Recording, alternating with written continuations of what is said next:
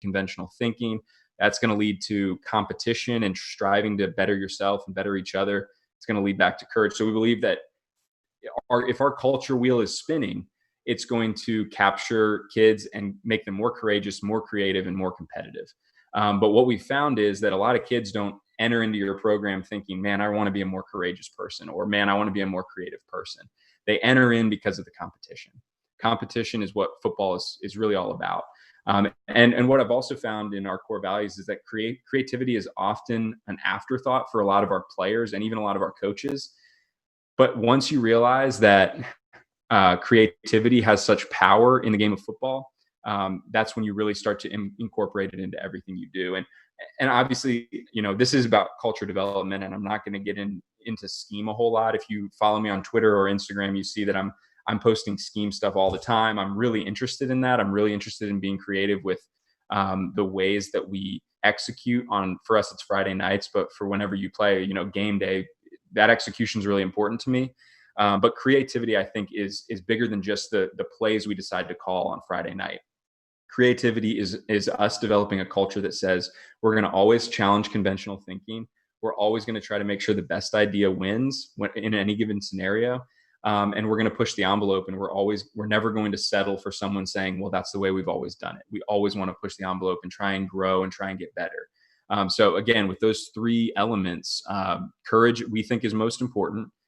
We think creativity gives life to everything, but most kids ultimately enter our program for the competition, for the athletic competition. I mean, that's just why a lot of people decide to play sports. But we believe if we get them going in the virtuous cycle, they're going to get better. But I think we've all seen vicious cycles at work, or I guess, you can call them vicious cycles, vicious circles, whatever. We've all seen kids get involved with the wrong group, or our players get involved with the wrong people, and all of a sudden one bad decision leads to another bad decision.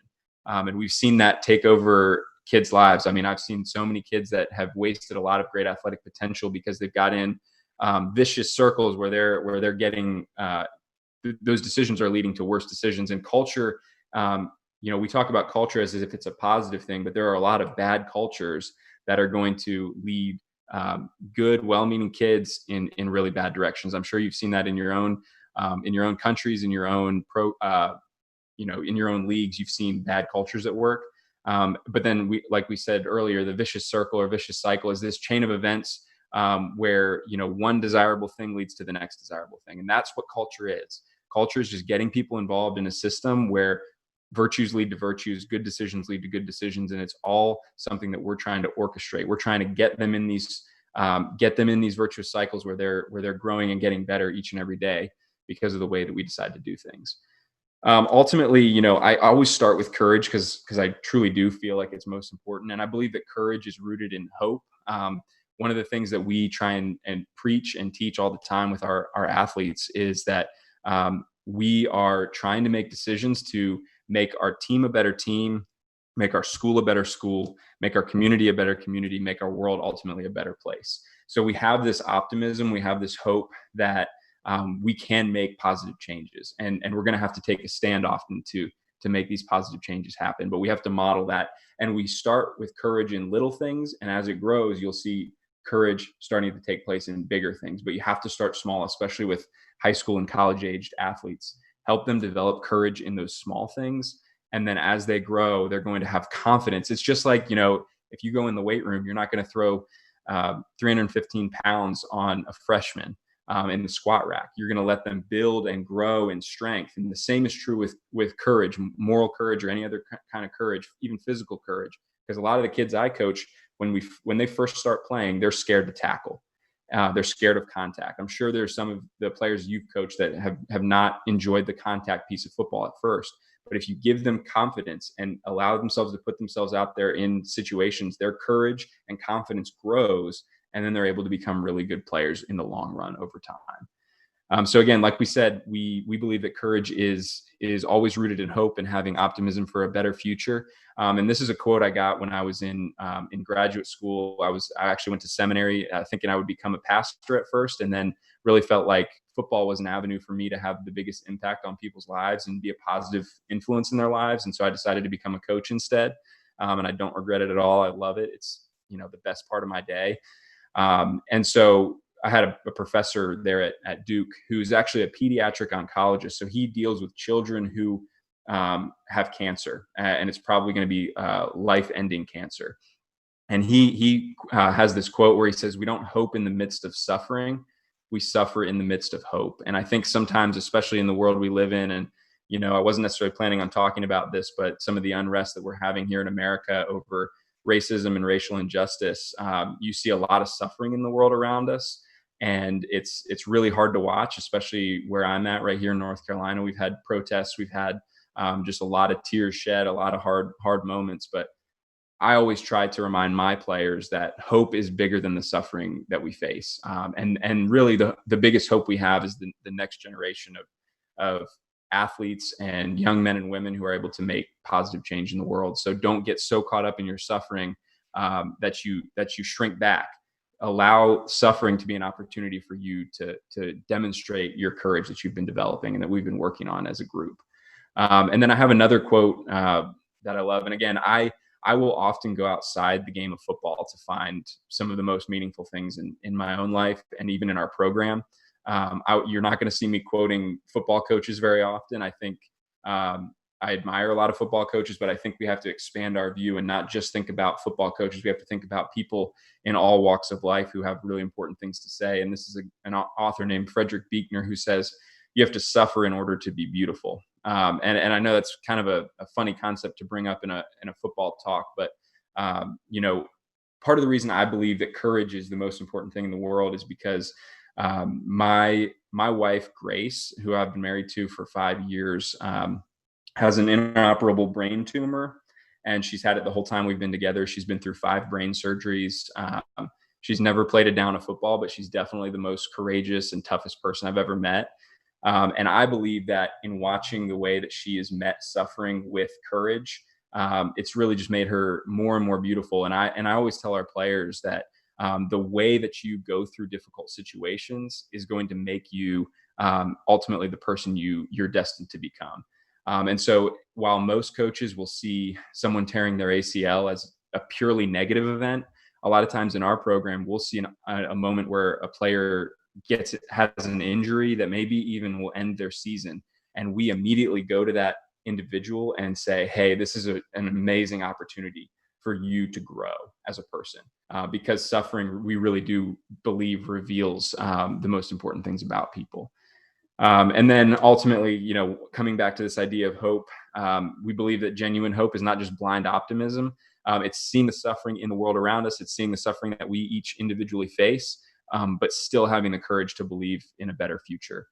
So again, everything that we are focused on is positivity, is believing that the future can be brighter than it is today, and really trying to give our athletes and anyone who enters our program that mentality that when they go out into the world after they're done playing football, they can make the world a better place. We just drive that home so much, and we know that in order to make the world a better place, we need to have hope for a better future, and we need to have courage to stand up for what we believe in.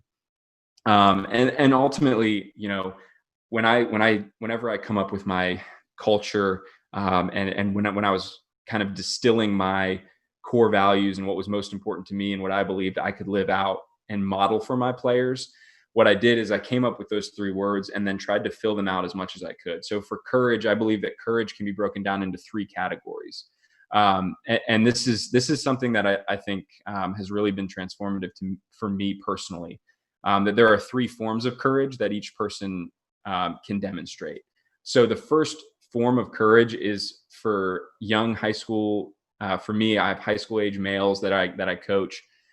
Really giving them the courage to be themselves. I know that sounds simple enough, but you'll be. I'm always surprised at how hard it is to be yourself in the world today. There's a lot of pressure for kids to be someone they're not, and so I always try to instill in my players the courage to be themselves. That if they feel like they're being taken in a direction that they don't agree with, to be able to come back and say, I'm gonna go on a different path. I really want to be myself.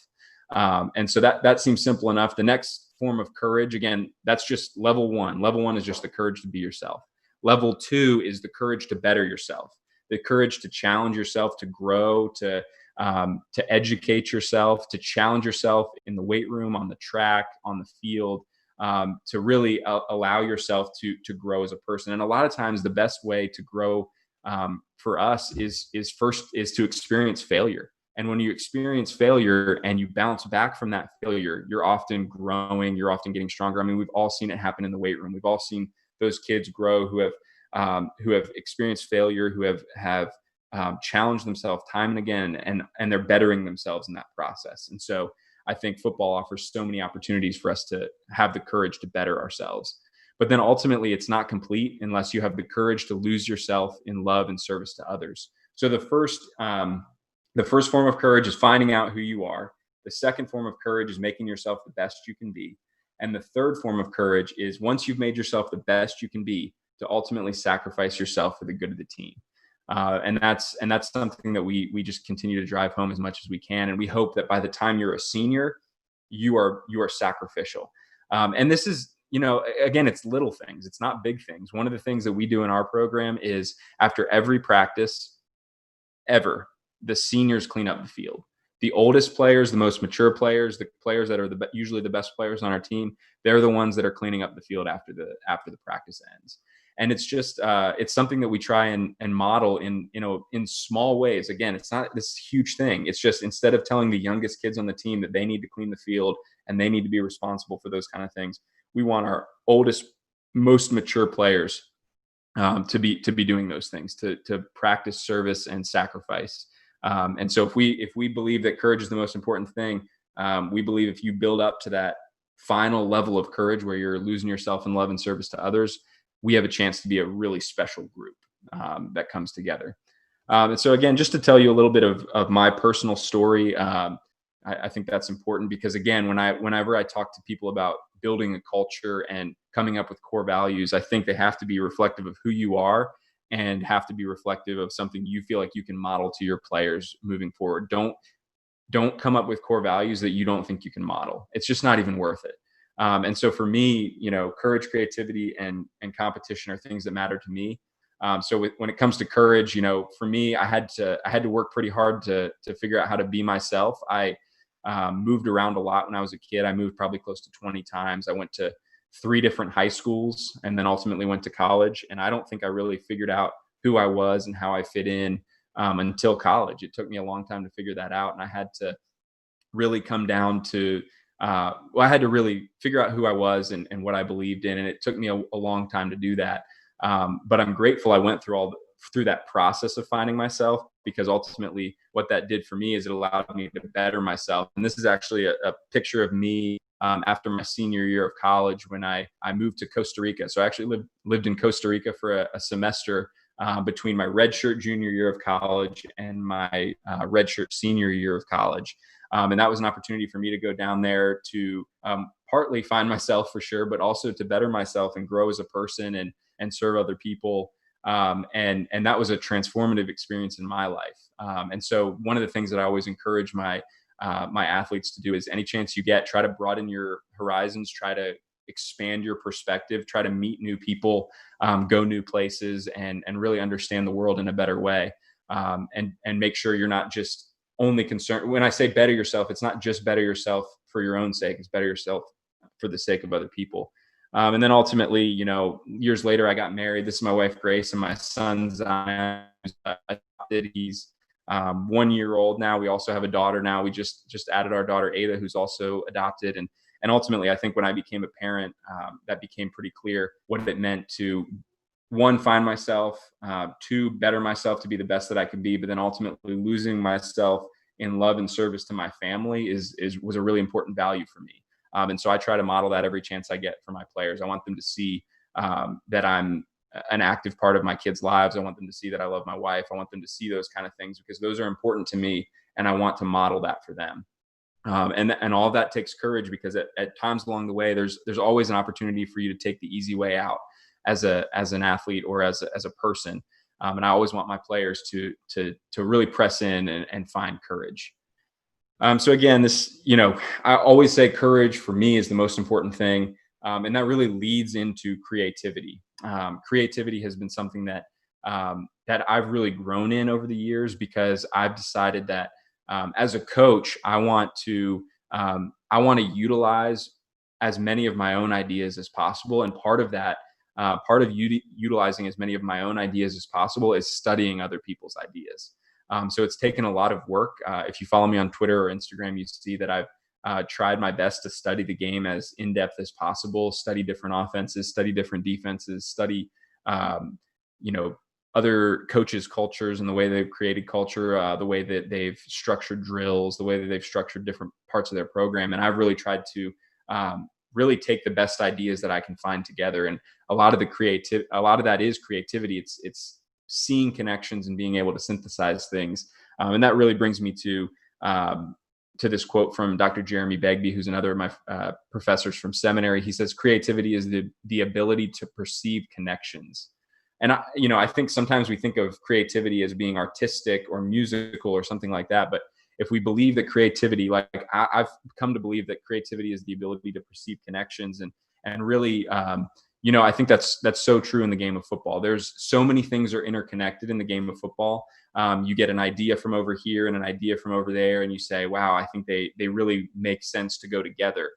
That's where you see offenses being created, whether it's the air raid or the triple option. All of these offenses were created on people being able to perceive connections and find out what's kind of most important for them.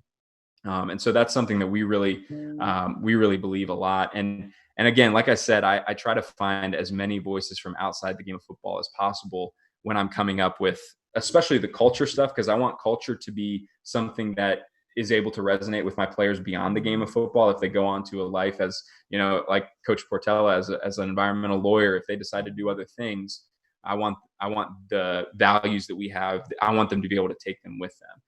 And so one of the examples I use a lot is actually a man who makes violins for violinists. And I pulled together some quotes that he has from a video that he made.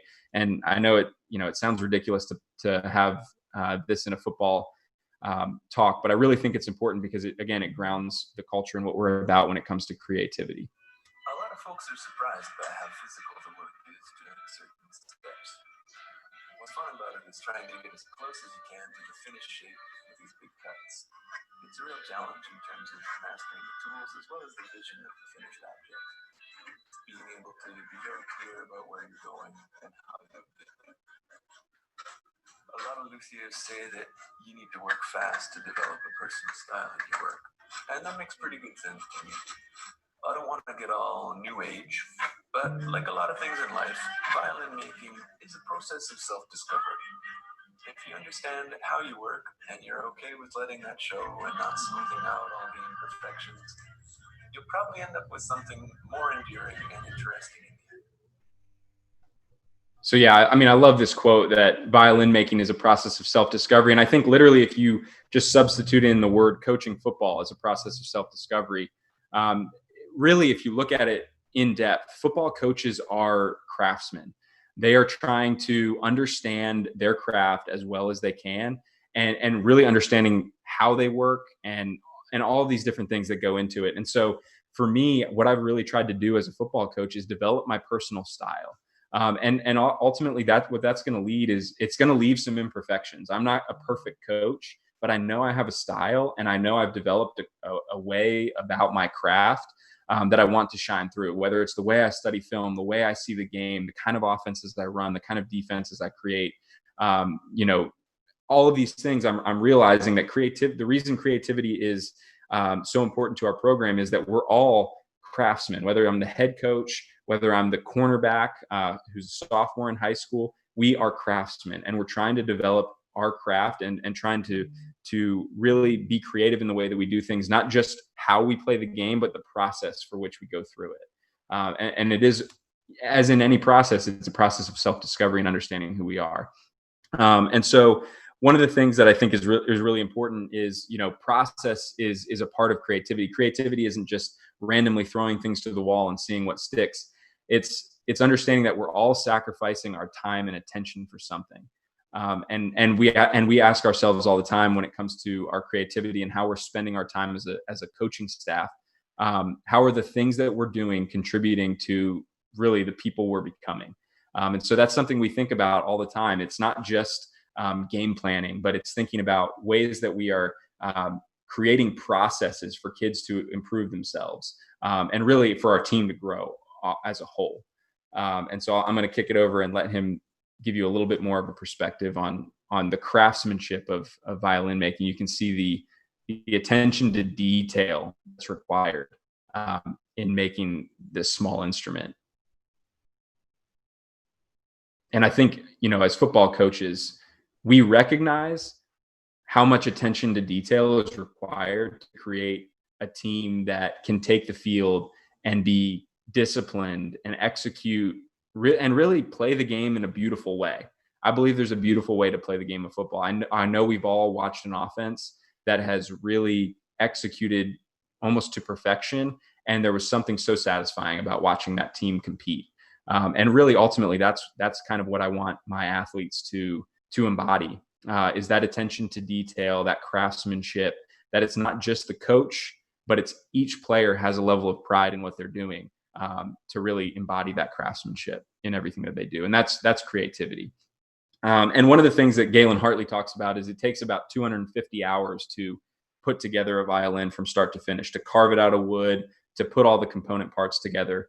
And so we always ask our athletes, if you had to commit to one thing for 250 hours, what would it be?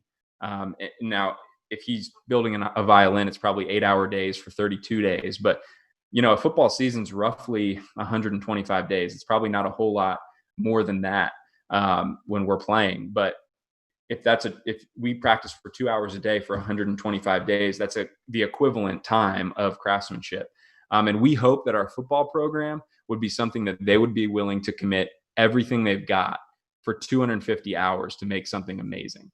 And again, obviously we realize that, there's a commitment outside of just those 250 hours, but we try to get them thinking in terms of, you're not just a football player, you're a craftsman, you're an artist, you're creating something that could be amazing if we're able to put it all together.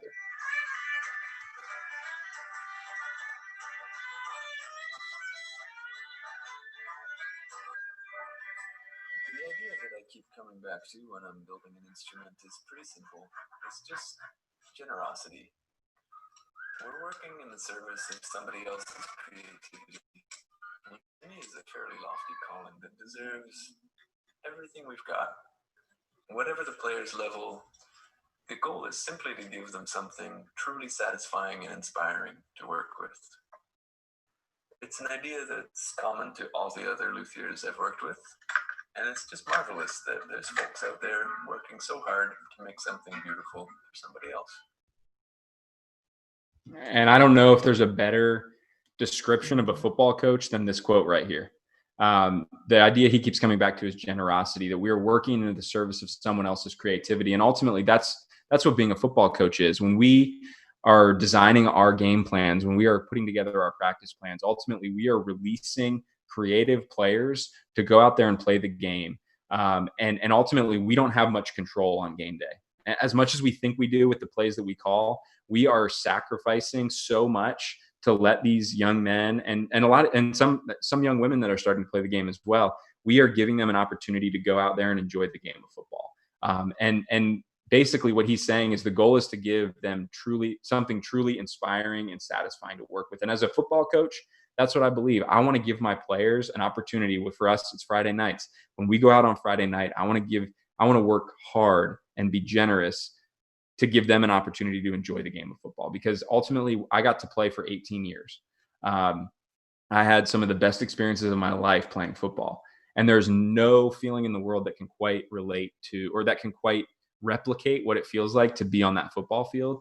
And so for us as coaches, we're ultimately working really hard to give them that experience, to let their creativity really take over on game day. Because like I said, I can design a beautiful play with, GT counter read, and we're running triple option off the backside. But ultimately, I'm giving my quarterback an opportunity to read and to react and to make a play. And that kid has an opportunity to make a great play. And I'm just putting him in a position to do it. And I think that's the responsibility of a coach, is to use our creativity to put our players in a position to use their creativity, and ultimately to sacrifice in order for them to make that happen.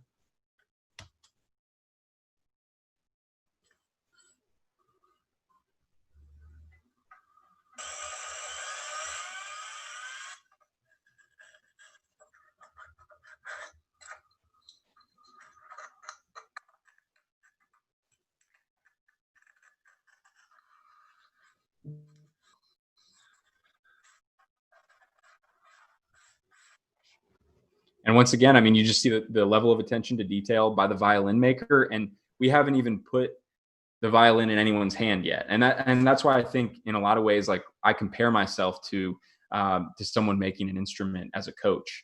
And one of the things that Galen Hartley says, he says, I think it's just marvelous that there are folks out there working so hard to make something beautiful for somebody else. And I think that's the role we have as coaches. We're working super hard to make something beautiful for somebody else, to give our athletes an unforgettable experience. And so that's why I often compare myself to a violin maker as a football coach, because I'm not actually necessarily playing the instrument, but I'm trying to make something really great for somebody else to be able to enjoy. Perfection in terms of sound, comfort, or aesthetics is just not a clearly defined concept, which is awesome. There are certainly many qualities that most players are looking for, but it's still super subjective. We can talk about richness and clarity and warmth and brilliance and power and color, and we should, because these are major parameters that inform everything from conception to execution. But it remains such a personal choice for the musician that we only really know if we got it right when they pick up an instrument and they just don't want to stop playing. That's a good sign.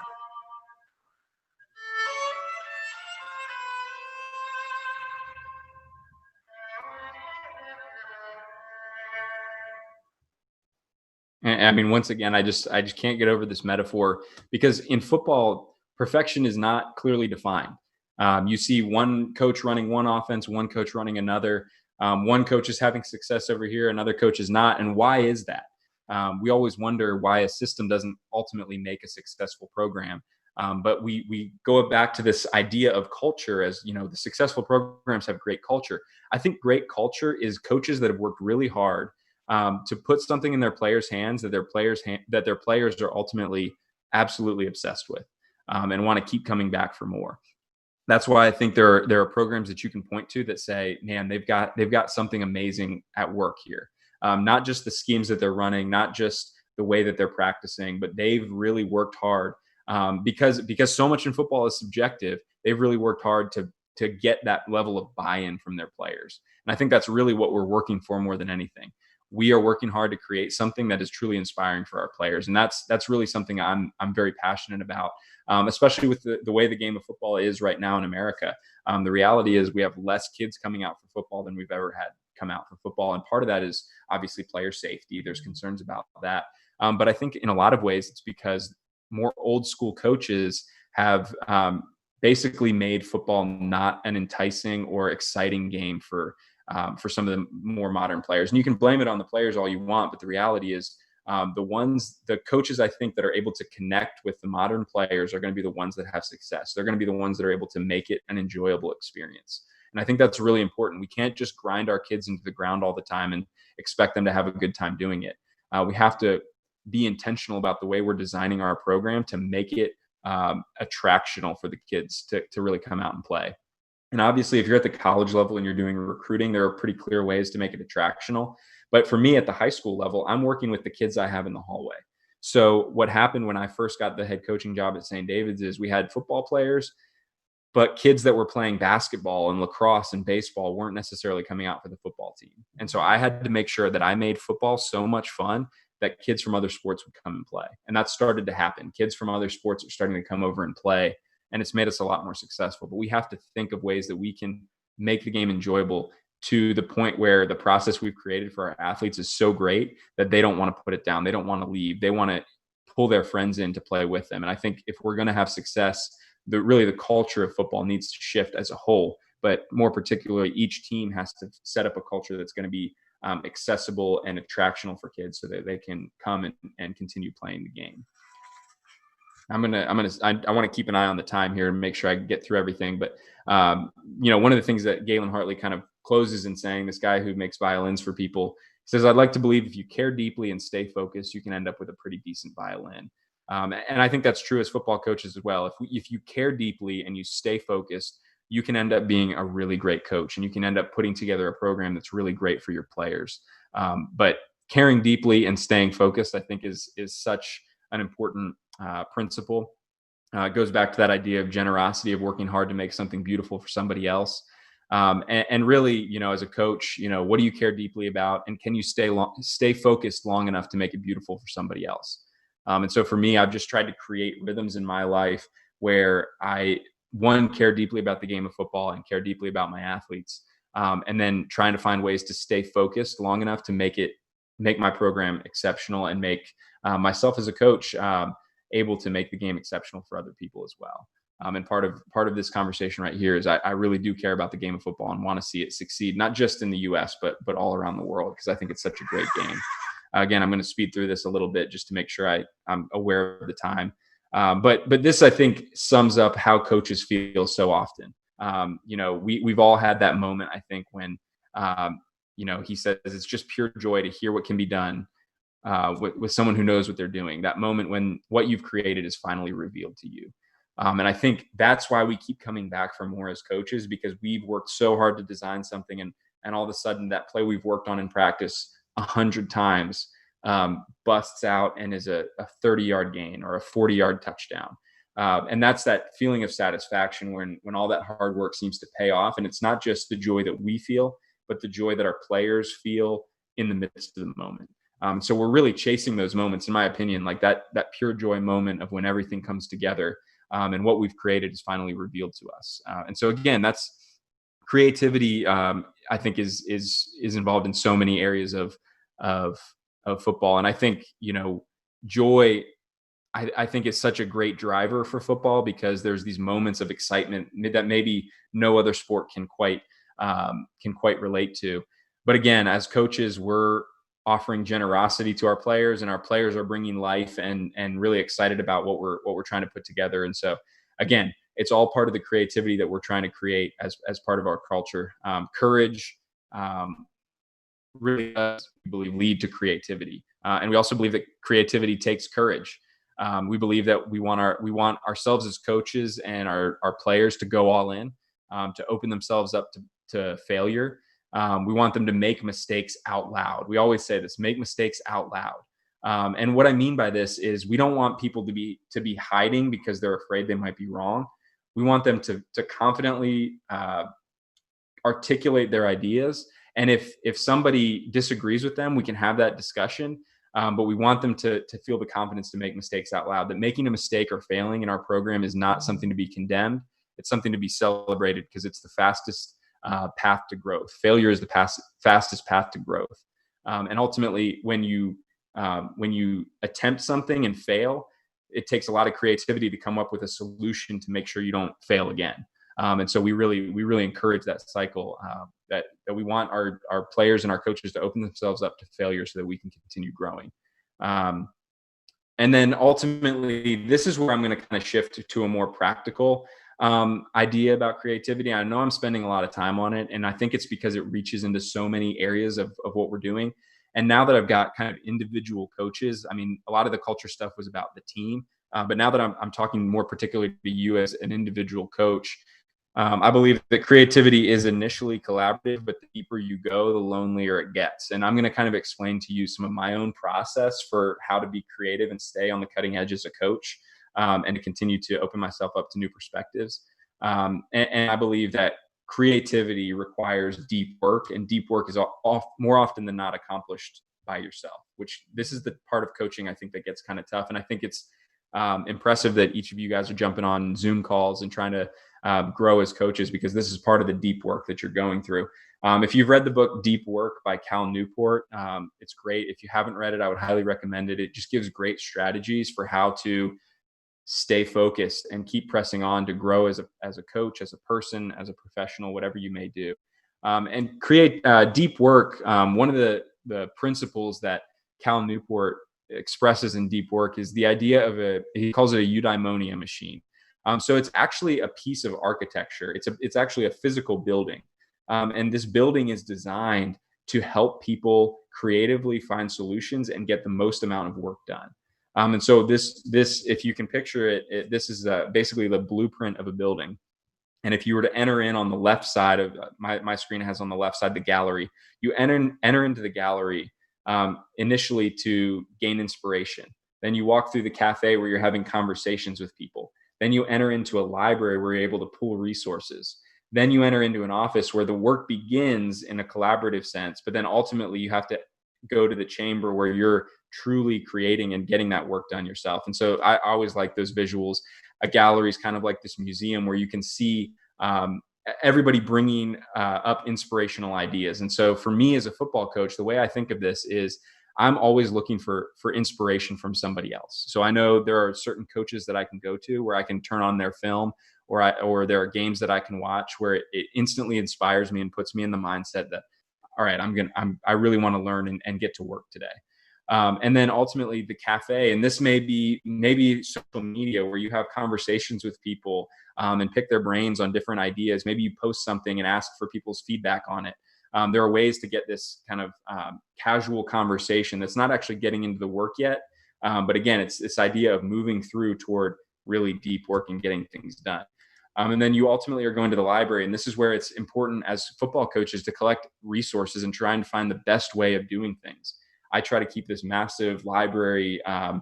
It's a digital library for me, but I want to have resources that I can pull if I'm working on anything in particular. I want to be able to go back to my library and pull things out. And I think it's important to build our library over time. So we've gone through the inspiration phase, the conversation phase, the collection phase in the library. This is when we go to the office. And this is ultimately, I think you can kind of think of it as maybe your group, your coaching staff getting together and discussing ideas and how you're going to game plan for a particular week or what kind of work you want to get done. That's an important space, but ultimately you can't get all the work done there. Ultimately, you have to go to the chamber where it's literally just you and the project in front of you, and you have to get the work done. And I think a lot of coaches hang out in one of these areas and never progress all the way through. I think there are certain coaches you'll find that are just in their chamber. They're all always by themselves trying to get work done. But unfortunately, they miss out on a lot of good ideas because they missed an inspiration phase. They missed the conversation phase. They never quite compiled everything. They never quite collaborated. But I think more than anything, us football coaches, one of the things we struggle with is we hang out in the office all the time. And we don't actually get anything done because we're always in kind of these conversations where we don't actually dig into the work and get things done. And I think that's when in terms of thinking through the creative process, I think this is an important visual that I've used a lot for my own self of, all right, ultimately, if I want to get work done today, how do I pass through each of these levels so that I come refreshed with the best ideas possible and I'm able to get the work done? And again, this may help you in areas outside of football, but for me, I know that to accomplish anything, it ultimately comes down to me and the work in front of me, and how am I going to approach that work? Am I going to approach that work with inspiration, having had conversations, compiling a list of resources, collaborating with my fellow coaches, and then ultimately creating and getting the work done myself? So for me, it's just been a helpful visual for how to get through the creative process as a football coach. And again, I'm happy to talk more about that. I think it's a really important topic because I don't think coaches think enough. I don't think coaches think their work is creative. I think they think their work is just entering in data on film or breaking film down but everyone has to come up with a creative process for how they reach solutions, because more than anything, I believe football coaching is a problem solving business. We're all about problem solving every single day. And so I think we need to have a process for how we creatively solve problems. I love this quote from Charles Spurgeon. He says, "The way to do a great deal is to keep on doing a little. The way to do nothing is to be continually resolving to do everything." And this has been big for me as a coach because I started as a head coach when I was 24 years old and knew absolutely nothing about football. I mean, I had played forever, but didn't really understand the game very well. But I really grew as a coach because I just started chipping away each and every day. I wanted to learn one thing every day. And I think over time that really stacked on itself and gave me a better understanding of the game of football. And for me, it was a pretty simple strategy. I was just going to post one play on Twitter every day. I was going to try to do my best to teach it in a way that was accessible to people and have conversations about it. And really, that's where it all started for me. It was on Twitter because I'm at a small school. I'm one of a few coaches on staff, and I wanted to have connections with people outside of my own building. And so for me, it was just a way to grow. And it was something I did every day. And I think over time, it has led to me having a better understanding of the game of football. But I think a lot of coaches get into it and say, well, I'm going to learn all about the air raid offense in the next 3 weeks.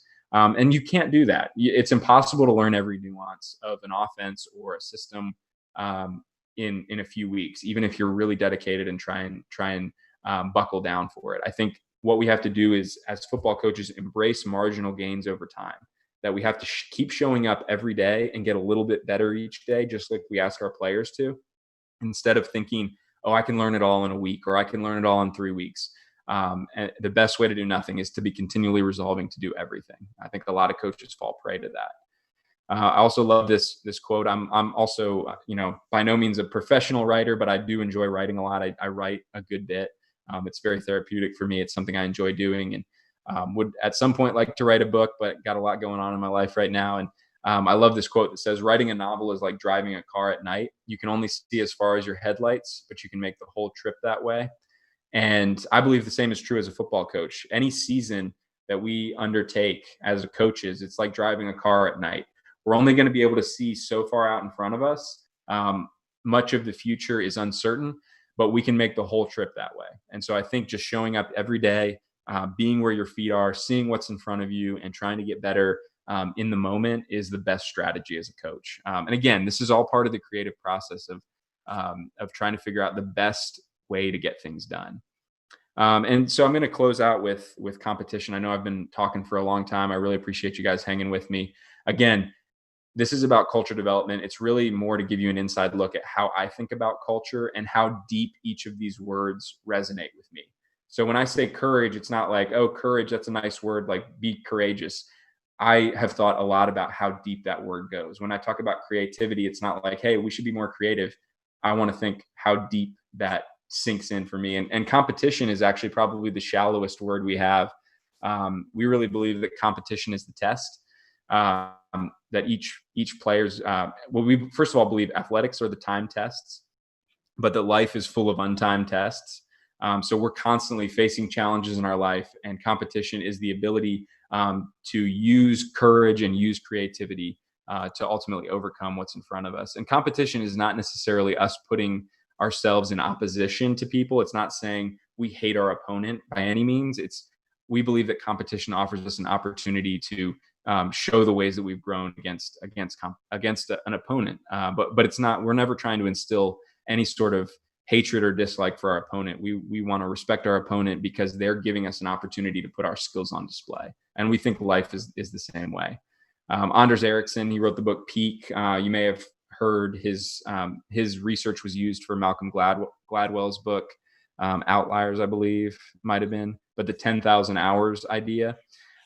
So competition, we call it the test, adds a level of deliberateness basically to the practice. So we always talk about deliberate practice. When we show up to practice, we are very focused on what we're trying to do because we have to prepare for something very specific in the future. And we relish that. We relish the fact that we get to show up on game day incredibly well prepared. And we've been incredibly focused throughout the week on how we prepare for that. So competition, it's a lot easier in football to prepare for the test. Sometimes not so easy in life because things happen unexpectedly. But we hope that our core values are giving our players the tools that they need when they do face adversity in their life to be able to overcome that adversity in the same ways that we overcame adversity on the football field. So we really just encourage our players to approach each new test with courage and creativity. That there is a way through, and if there's not a way through, there's a way over, under, or around this obstacle in front of you. And courage is the ability to push through. Creativity is that if you can't push through with your own strength, find a way under, over, or around that obstacle in front of you. And so competition, again, the reason that there's not a lot of depth to that word is because It's just an opportunity to put those things on display, the courage and creativity that you've developed.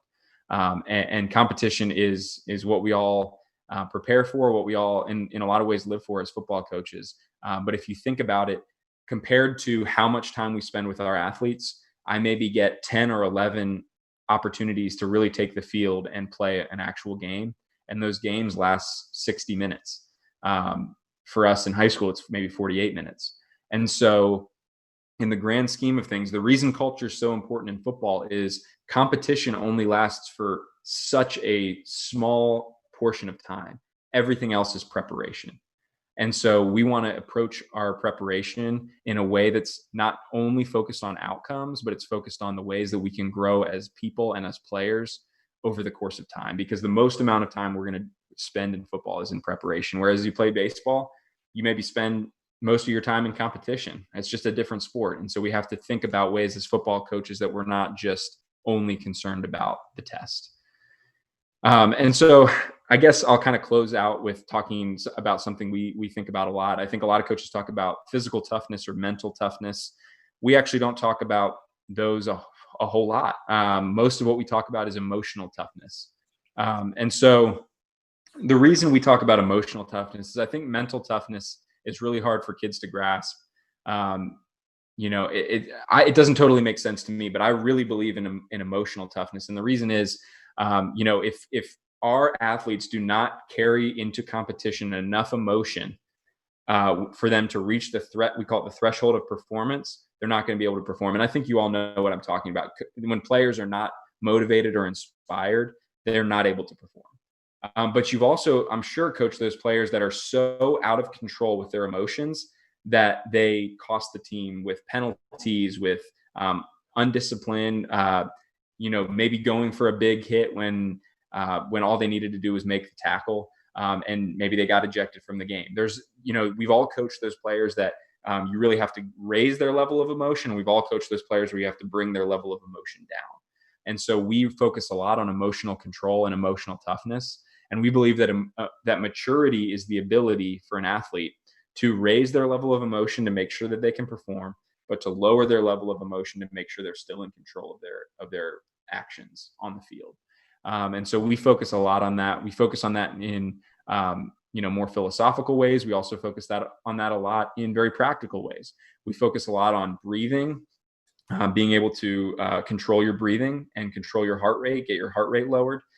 So we basically practice active meditation and different things like that, so we can maintain control of our emotions.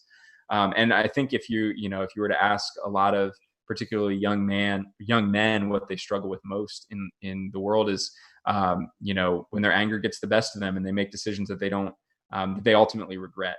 And so we hope that this idea of emotional toughness in a competition scenario, ultimately when you get into life and you're in a situation where it's a very heated environment, you can reflect back on ways to control your breathing, control your heart rate, and make a decision that's a mature decision, not a decision that's out of control, and ultimately be able to raise your emotions to the level of being able to be there for other people as well. So we talk a lot about emotional toughness in our program. And I think I think coaches that only focus on physical toughness are really missing out. Because ultimately, and it's interesting. I know Coach Portela thinks a lot about tackling. I'm going to wrap it up here in a minute. I know Coach Portela talks a lot about tackling and thinks a lot about tackling, and that's something we think about a lot. And one of my mentors in the tackling world is Andy Ryland, and he talks about the need for football to, when it comes to tackling, we want to be surgeons. We don't want to be butchers. So when we tackle, it's about precision. It's about accuracy, it's about wrapping, and it's about getting people on the ground.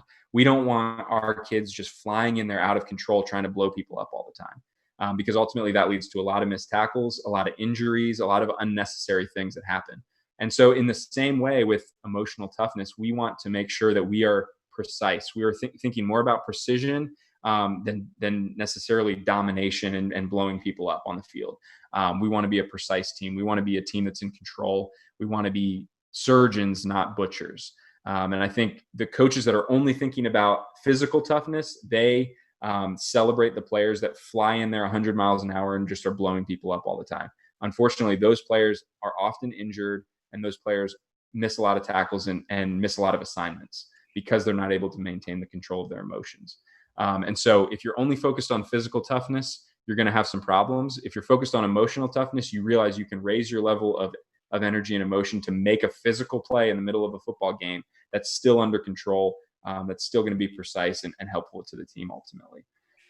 So, I'll close with a quote. This maturity is knowing when your mood is down, you should not trust the way you see yourself.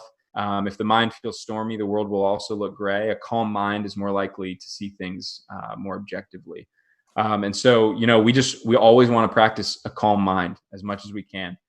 Control our emotions, control our mindset, and be in control as much as possible so that we can make positive impact and positive plays. Let's see what else I have here. I want to wrap things up, but I love this quote that says, some people have 20 years of experience when in reality they have 1 year of experience repeated 20 times.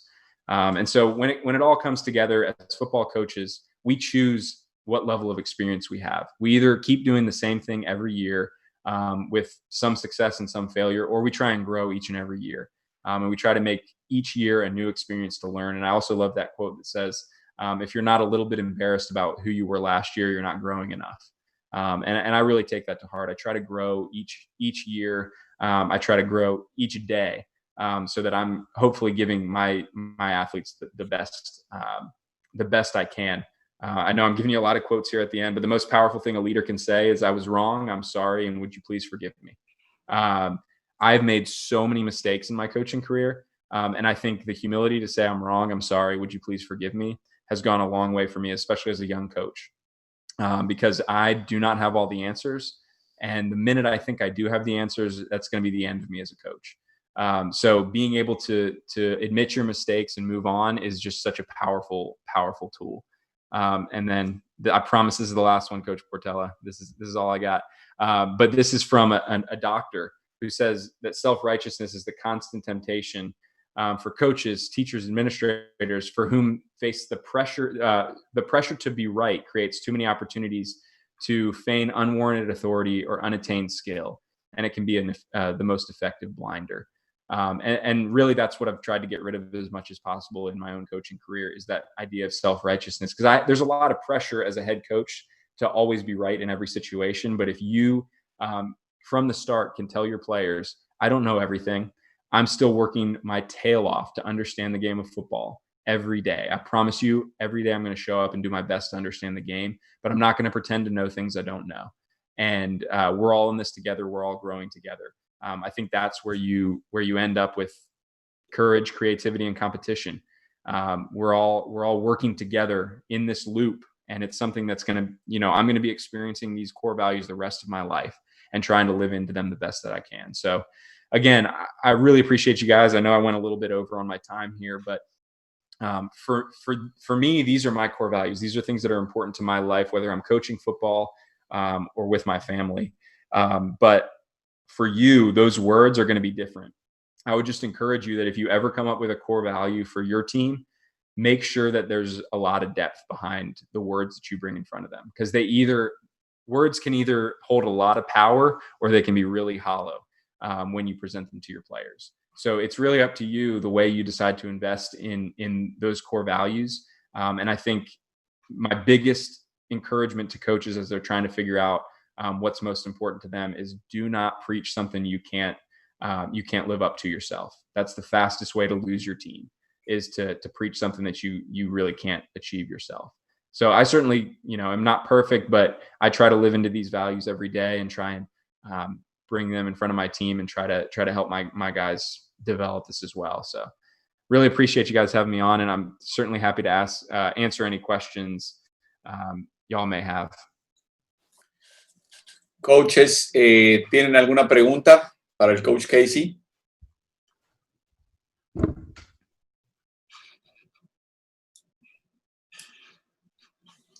Oh, wait a second, coach.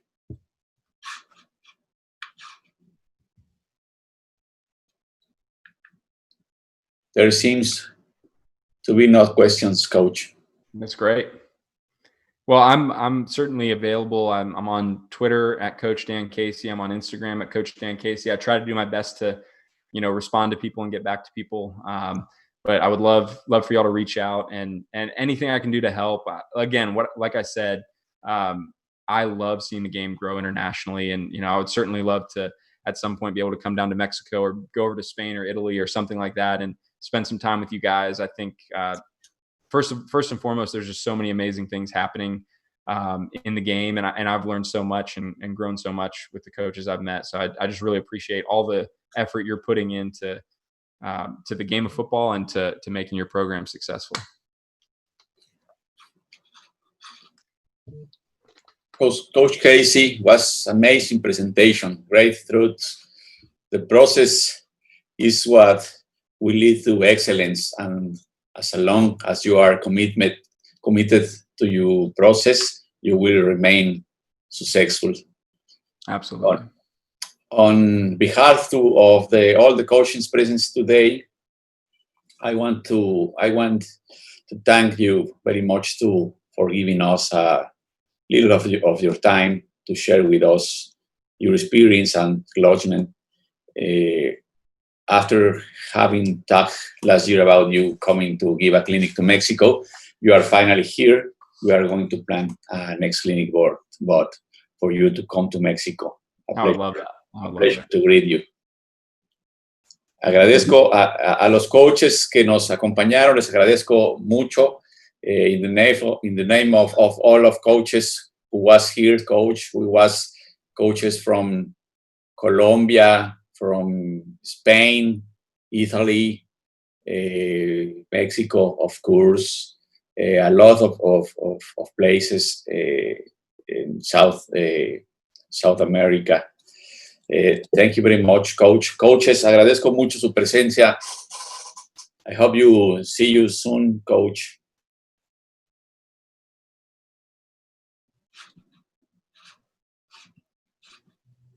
Thanks, Coach Portela. I really appreciate it.